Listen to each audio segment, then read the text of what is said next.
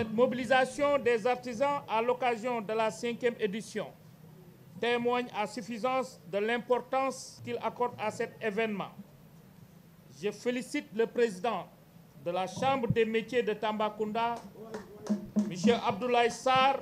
et toute son équipe pour leur engagement et leur dynamisme à organiser cette manifestation. Monsieur le directeur de cabinet du ministre de l'Artisanat, le thème de cette 5e édition, à savoir la consolidation des acquis de la FRATA pour l'érection d'un pôle d'émergence et de développement national et sous-régional de l'artisanat, est plus que d'actualité.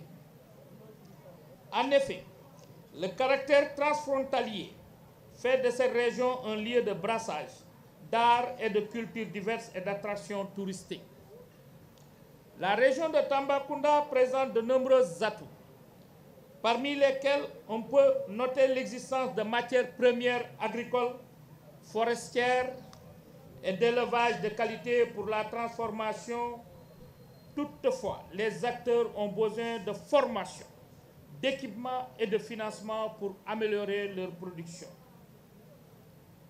Monsieur le directeur de cabinet, pour atteindre des objectifs de cette édition, il faudra premièrement dynamiser et rénover le secteur de la formation par la construction de centres départementaux de formation et de perfectionnement d'artisans, de créer des zones de développement artisanal regroupant des espaces de production, de formation, d'exposition et de commercialisation, de mettre en place une ligne ou des lignes de financement pour les jeunes artisans et les femmes pour les mieux fixer dans leur terroir afin d'arrêter le phénomène de l'immigration clandestine. Je lance un appel à l'État du Sénégal, aux exécutifs territoriaux, pour une augmentation du quota de 15% de la commande publique accordée aux artisans du fait d'une forte amélioration de la qualité de leurs produits. Si je comprends bien, c'est la 5e édition de la FRATA. Wow! Après la première, la deuxième, la troisième et la quatrième, c'est la 5e édition de la FRATA. Artisanat d'art et de décoration. Voilà ces 8 branches que vous venez de citer maintenant se déclinent en corps de métier et en métier. Cette 5e édition de la foire, à l'instar de celles qui l'ont précédée, exprime la volonté du président de l'Assemblée des métiers de mettre à l'honneur le travail des artisans et leur permettre de se créer une renommée sous-régionale. Il s'agit à travers cette foire de créer à Tambacounda un moment fort de valorisation et de promotion de la production artisanale,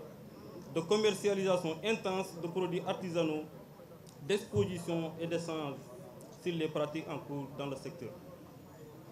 L'artisanat, au-delà de son aspect expression culturelle de notre pays, s'impose aujourd'hui comme un facteur d'insertion sociale et donc une alternative à l'échec scolaire. Il doit donc être soutenu, sauvegardé et développé.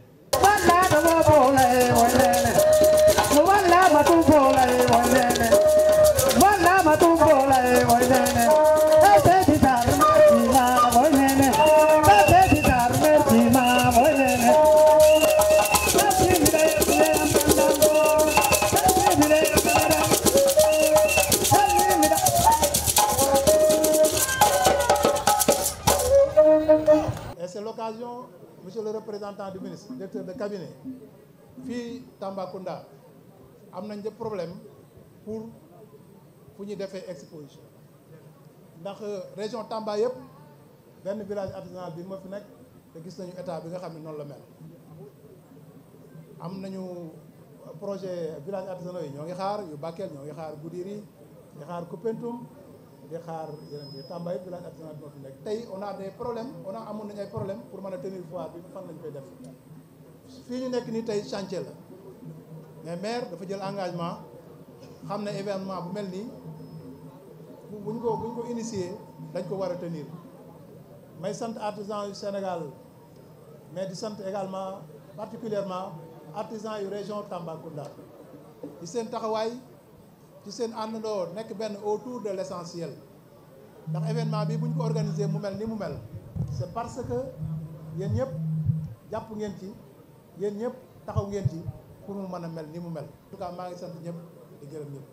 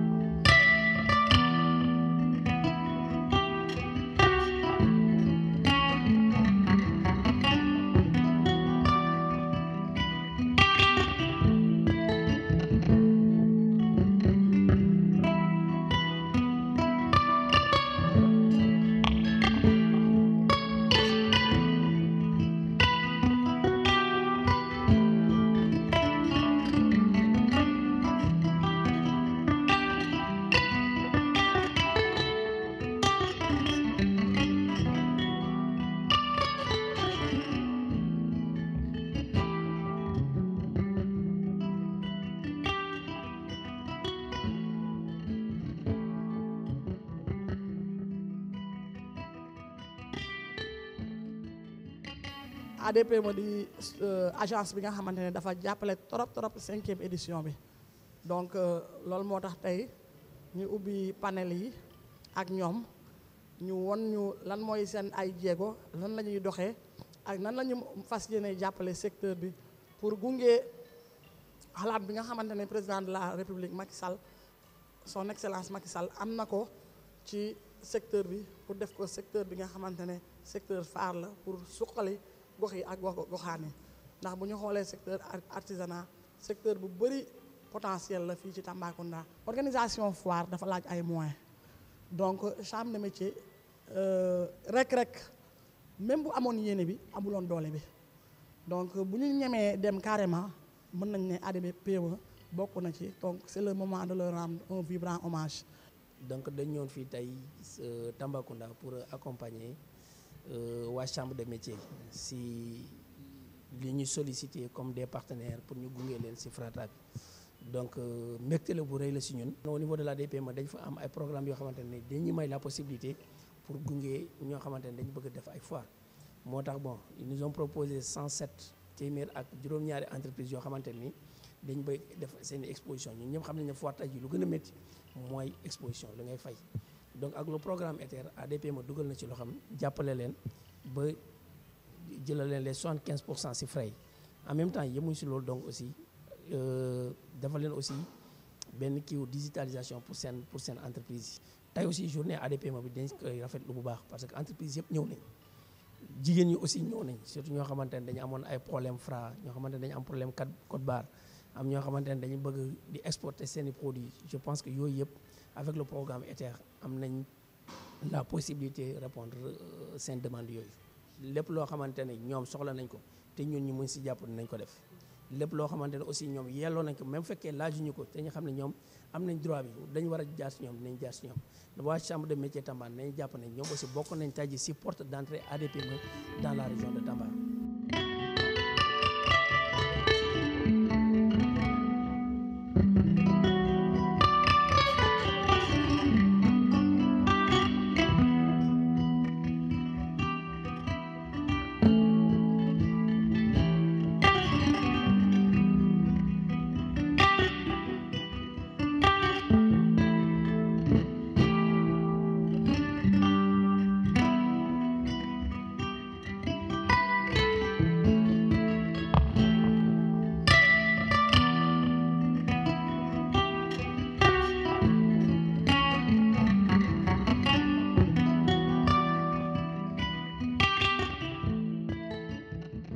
te ñun artisans yi ñu ngi ciy bénéficié wu bu baax parce que am nañ fi ay commande machine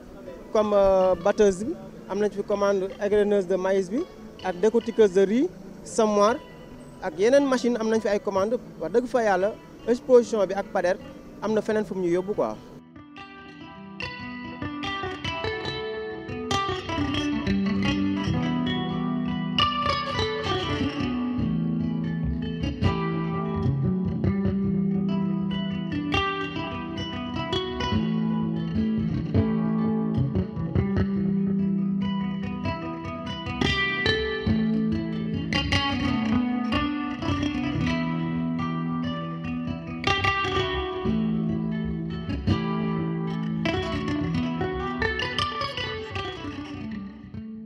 dama ñëw ci foire bi exposé vis-à-vis de mon entreprise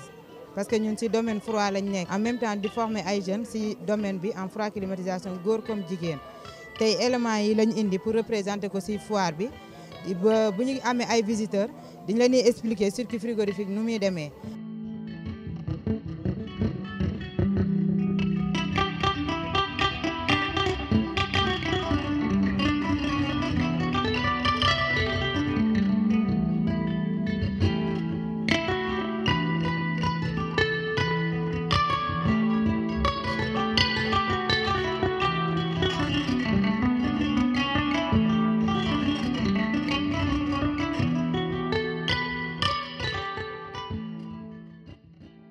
waaw tey nag liñ fi indi woon mooy transformation céréale bi ñu def mooy caakiri cere ak sànqal ak araw savon madar aussi transformé nañu savon madar bi indi nañ ko fi tey moom lañ ñu exposé ci foire bi tey ak cere laalo.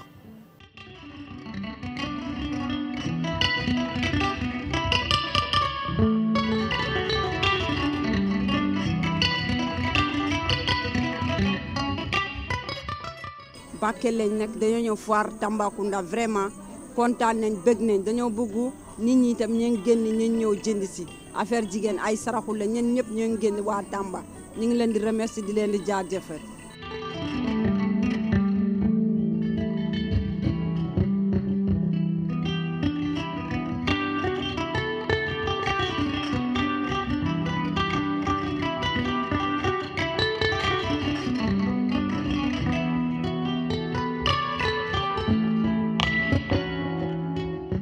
donc ñu ñëw ci foire bi ñoo présenté suñu produit yi nga xam ne moom la coopérative bi def depuis le mois d'avril moom mooy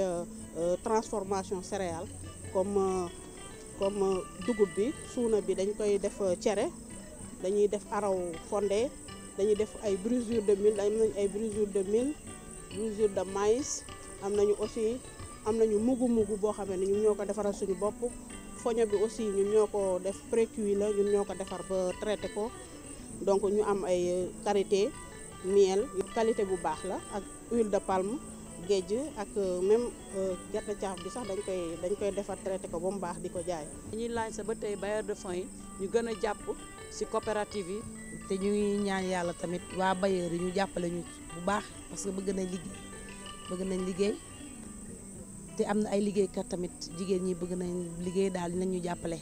maa leen di gërëm nag waa Weli.